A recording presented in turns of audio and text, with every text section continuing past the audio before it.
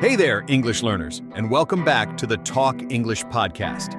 This is the show where we believe that learning a language isn't just about memorizing words and grammar rules. It's about personal growth, building confidence, and, using English to connect with the world and with yourself on a deeper level. I'm John. And I'm Sarah. Oh, we are so glad you've joined us today. We know you have a lot of options for learning English, so, thank you for choosing us. We really want you to feel empowered and ready to face life's challenges, all while boosting your English skills. It's totally important to us. Absolutely. Let me start with a couple of questions. Have you ever been so focused on your goals that you feel like you're on a treadmill that never stops, and the faster you run, the more things get added to your plate? Or, have you ever felt that familiar knot of fear in your stomach right before a job interview, a big presentation, or just before you try to speak English with a new friend? That feeling where you know the words, but they just won't come out? Oh, absolutely. I think we've all been there. That feeling of being totally overwhelmed where your mind is spinning and your heart is racing. And that's exactly what we're tackling today. This episode is about more than just vocabulary. It's about learning the English to talk about our anxieties and, more importantly, the practical steps to overcome them and build genuine mental resilience. We're going to share powerful phrases, real-life examples, and simple, effective strategies that we use ourselves. By the end of this episode, you won't just know more English. You'll have a new perspective and some powerful tools to take control. We're going to cover a lot of ground, but don't worry, we've broken it down into easy-to-follow steps. Now, before we jump into the main topic, if you're finding our content helpful, do us a quick favor and hit that like button right now. It really helps this episode reach more people just like you, which in turn helps us create more free content for you. And if you haven't already, make sure you subscribe to the Talk English podcast so you don't miss any of our future lessons. Now, for our first part, we're calling it the foundation, acknowledging the anxiety. So, let's dive right in. The very first and most crucial step in dealing with anxiety is to acknowledge it. Don't pretend it's not there. Don't suppress it. Just notice it and name it. We often think that by ignoring a problem, it will just go away. But the opposite is true. When we try to suppress our feelings, they often come back stronger and more intense. That's so true. I used to think that admitting I was stressed or anxious was a sign of weakness. I'd just push it down and say, I'm fine, even when I was anything but fine. I was in a constant state of denial, which is a key vocabulary point, Being in denial means you're refusing to accept a difficult reality. For example, he was in denial about his anxiety until he had a panic attack. It was only when I finally said to myself, I feel anxious right now, that I could begin to work on it. The simple act of naming the emotion takes some of its power away. Exactly. Think about it in your English learning journey. You might feel anxious about making mistakes when you speak. Instead of saying, oh, my English is perfect, and then being too nervous to even try, a better and more empowering approach is to say, yes, I feel nervous when I speak English, and that's okay. That honest acknowledgement gives you the freedom to move forward instead of staying stuck. You can even write it down. I feel anxious when I speak English because I'm afraid of being judged. This helps you process the feeling instead of bottling it up. To bottle up your feelings means to keep your emotions inside instead of expressing them, which can lead to even more stress down the line. For example, she bottled up her feelings for so long that she eventually felt completely overwhelmed. This brings us to our first vocabulary word for today, overwhelmed. We'll be breaking this down in a bit, but for now, remember this. The first step to overcoming any challenge, whether it's anxiety or a new English grammar rule, is simply to acknowledge it. It's like giving yourself permission to be human. All right, so let's move on to part 2, the physical and mental reset. Once you've acknowledged what you're feeling, the next step is to calm the storm, both in your mind and your body. Our bodies and brains are deeply connected. When anxiety hits, our physical body reacts with a racing heart, tense muscles, and, shallow breathing. We need to actively interrupt that physical response. That's where we can use simple but powerful grounding techniques. My favorite is the 5-4-3-2-1 method. It's a fantastic way to bring your mind back to the present moment, away from those spiraling thoughts. It goes like this. Look around and name 5 things you can see, 4 things you can touch, 3 things you can hear, 2 things you can smell, and 1 thing you can taste. It's a simple sensory exercise that forces your brain to focus on your immediate surroundings, breaking the cycle of anxious thoughts. I use a similar technique, the 4-7-8 breathing method. You inhale for 4 seconds, hold your breath for 7 seconds, and exhale for 8 seconds. Doing this a few times can literally signal your nervous system to calm down and slow your heart rate. For our English learners, you can even use these techniques before a speaking engagement. If you're about to have a conversation and you feel that nervous energy, take a moment. Breathe, ground yourself. Give your brain a chance to organize the English words you know before you start speaking. This pause is crucial. It's the difference between panicking and feeling in control. This ties into a great expression, to find your footing. This means to find a stable or confident position after a period of instability or uncertainty. You could say, after taking a few deep breaths and grounding myself, I found my footing and started my presentation with confidence. It's a very natural and fluent way to express regaining control. This is also a perfect time to remind you about one of our most popular videos. It's called The 5 Micro Habits That Will Change Your Life. It's packed with simple, actionable steps just like these that can help you build a stronger routine and feel more in control. You can find the link to it in the description or just click the link at the top of the video right now. So, for our third part, it's about changing the narrative, confronting what-ifs. So you've acknowledged your anxiety and calmed your body. What's next? You have to tackle the racing thoughts, those endless what-if questions that sneak in and make everything feel worse. What if I fail? What if they laugh at me? What if I forget what to say in English? The what-ifs are stories we create in our heads that haven't even happened yet. The truth is, most of these fears are not based in reality. A great way to fight back is to actively interrupt these thoughts and ask yourself, what is true right now? That simple shift in perspective is so powerful. You're replacing hypothetical fears with present-day facts. For example, instead of thinking, what if I forget a word? Tell yourself, what is true is that I've been practicing every day. I know how to start a conversation in English. I am improving. You are showing up, and that counts for a lot more than a hypothetical mistake.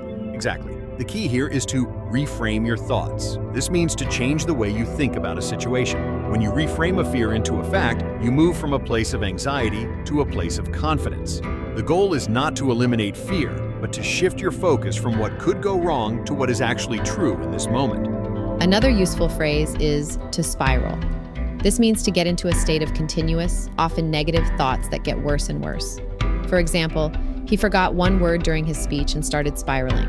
You have to interrupt that spiral with a fact. This brings us to a useful expression, to talk yourself down.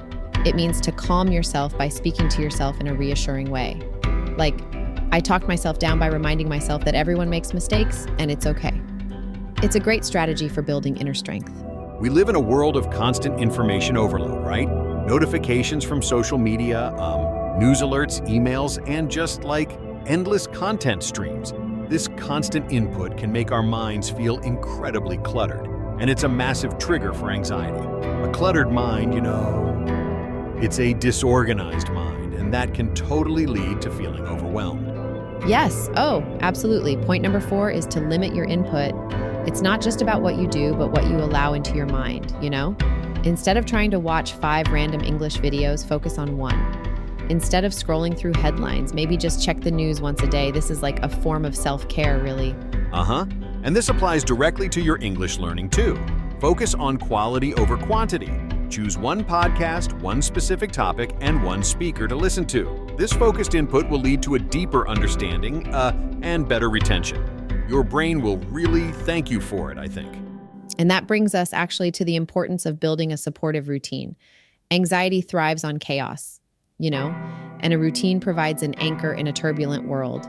An anchor is something that provides stability or like a feeling of security. A routine doesn't have to be complicated at all. It could be as simple as taking 10 minutes to review vocabulary every morning or listening to a short podcast while you commute. The key word here is absolutely consistency. A consistent routine helps your brain feel safe and in control. We can use the expression to feel in control. For example, having a daily routine helped her feel in control of her life, even during a stressful period. It's really powerful. We can't stress this enough, really. Creating little anchors in your day, like a morning walk or 15 minutes of quiet time, can make a huge difference, a massive difference. For English learners, maybe your anchor is listening to an English podcast like this one every day, right? That's a perfect transition, actually. If you're enjoying what you're hearing, please give this episode a like and leave a comment below. We love hearing from you. And don't forget to subscribe to our channel so you never miss an episode. And now it's time for a fan favorite. Charlotte is here to break down some of the most useful words and phrases we've used today. Thanks, John and Sarah. Hey, everyone. I've gathered 12 key words and phrases from today's episode that will help you sound more natural and fluent when talking about mental health and personal growth. These are not just academic words. They are used in everyday conversations, which is really important. First up, to be in denial. This means to refuse to accept or believe a difficult truth. For example, he was in denial about his stress until he got sick. This phrase is often used when someone is avoiding a problem that is obvious to everyone else, Next, to bottle up your feelings. To keep your emotions hidden or unexpressed. Example, don't bottle up your feelings, talk to someone. This is a very common idiom, almost a piece of advice you'll hear often, like almost daily. Overwhelmed. Feeling so much emotion or having so much to do that it's difficult to handle. Example, when I saw my to-do list, I felt completely overwhelmed. This word is much stronger than just stressed and shows a deeper emotional state, for sure. To find your footing. To become stable or confident in a new situation. Example, it took me a few weeks to find my footing in my new job. Think of this as getting your balance, both physically and metaphorically, right? Grounding techniques. Strategies used to bring your mind back to the present moment. Example, I use grounding techniques to calm myself before a speech.